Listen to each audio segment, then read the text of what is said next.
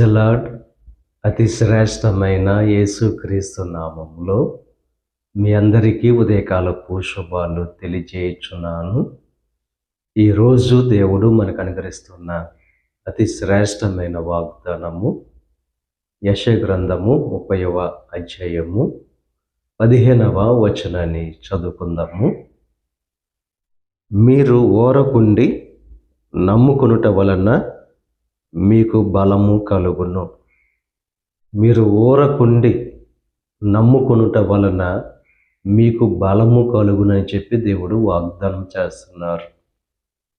ఊరక నిలిచుండి చూస్తే దేవుడు అద్భుతమైన కార్యాలు మనక జీవితంలో జరిగిస్తారు.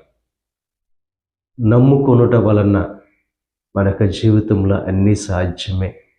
దేవుని మీద విశ్వాసం నమ్మకం కలిగిన వారు ప్రతి సమస్యలో ఊరక నిలిచుండి చూసేవారుగా ఉంటారు.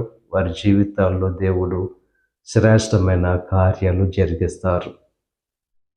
ఇశ్రాయేలు ప్రజలు ఎర్ర సముద్రం అడ్డుగా వచ్చినప్పుడు దేవుణ్ణి నమ్ముకుని ఊరక నిలిచుండి చూసినప్పుడు దేవుడు ఎర్ర సముద్రాన్ని 2 పాయలుగా చేసి ఆరిన నేల మీద నడిపించాడు. ఇక ఉదయకాల సమయంలో ఎప్పుడైతే ఊరకుండి నమ్ముకునుట వలన దేవుడు బలాన్ని అనుగ్రహిస్తాడు. కార్యాన్ని సాధించుకునే ఆ బలాన్ని సామర్థ్యాన్ని దేవుడు అనుగ్రహిస్తాడు. కనుక మీరు దేవుని నమ్ముకుని ఊరక నిలిచుండి దేవుడు చేసే అద్భుతమైన కార్యాలు, ఆశ్చర్యమైన కార్యాలు పొందుకోవాల్సిందిగా ప్రభు పేరట మిమ్మల్ని కోరుచున్నాను. దేవుడు మిమ్మల్ని దీవించి ఆశీర్వదించి మీ జీవితాల్లో దేవుడు శ్రేష్టమైన కార్యాలు జరిగించును గాక. ఆమేన్. ప్రార్థన చేసుకుందాం.